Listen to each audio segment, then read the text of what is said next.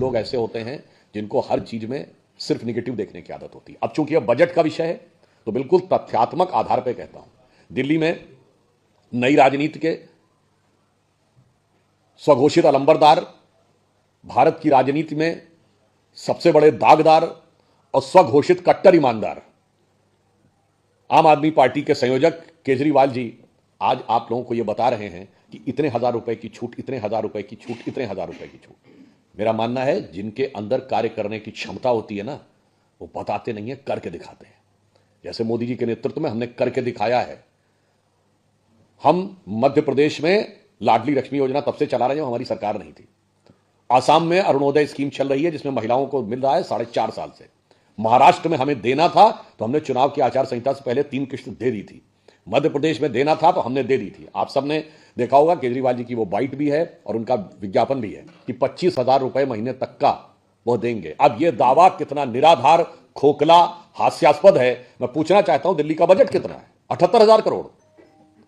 और दिल्ली में परिवार कितने हैं? 40 लाख। मैं सबसे पढ़े लिखे, स्वघोषित पढ़े लिखे मुख्यमंत्री जो IIT ग्रेजुएट हैं, जिनका ज्ञान इतना अनुपम है कि उन्होंने कोविड की सेकंड वेव में यह कहा था कि कोविड वैक्सीन का फार्मूला सभी कंपनियों को क्यों नहीं दे दिया जाता ताकि जल्दी वैक्सीन बन जाए, जबकि पता होना चाहिए पैरासिटामोल जैसी भी जो टैबलेट है वो अमेरिका उस समय हमसे ले रहा था। हर फार्मास्यूटिकल ड्रग को बनाने का एक पर्टिकुलर रॉ मटेरियल होता है, पर्टिकुलर पैटर्न होता है, पर्टिकुलर फैसिलिटीज होती है, पर्टिकुलर पेटेंट होता है। उनको लग रहा है जैसे चूरन का फार्मूला था दे दिया जाए। उनसे मैं पूछना चाहता हूं कि ये जो आपने फर्जी दावा किया है, यह बताइए, जैसे अभी जमुना में जहर मिलाने के दावा आपने किया था, वैसे आप मुझे बताएं कि यह तथाकथित 25,000 रुपए का जो आप सब्जबाग दिखाने का प्रयास कर रहे हैं, यह 78,000 करोड़ के दिल्ली के बजट में कहां से आएगा? कृपया वो इसके आंकड़े बता दें। इसलिए दिल्ली की जनता उनका हिसाब किताब भली भांति समझ चुकी है। और एक तरफ प्रधानमंत्री श्री नरेंद्र मोदी जी के नेतृत्व में भारतीय जनता पार्टी और NDA की सरकार है, जो राजनीति में जो कहा वो करके दिखाया।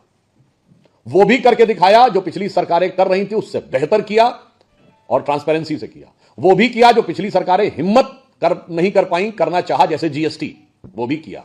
वो भी काम किए जो पिछली सरकारें सोच भी नहीं पाई, जैसे इंडिया को सोलर एनर्जी का हब बनाना। जैसे इस बजट में न्यूक्लियर एनर्जी के मिशन के लिए है कि भारत 100 गीगावाट 2047 तक और 50 गीगावाट 2033 तक होगा। और वो काम भी करके दिखाए जिसके लिए विपक्ष कमर कसे हुए था कि उसे नहीं करने देंगे, जैसे धारा 370 और राम मंदिर।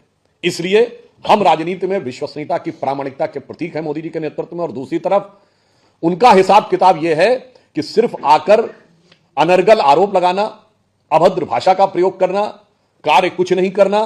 तो मैं बजट के इस अवसर पर, जिसमें कि पूरे आय व्यय का लेखा जोखा होता है, यानी हिसाब किताब होता है, तो मैं केजरीवाल जी और आम आदमी पार्टी के लिए यह पंक्ति कहकर अपना आप लोगों से अनुरोध समाप्त करूंगा कि लहजे में बदगुमानी, लहजे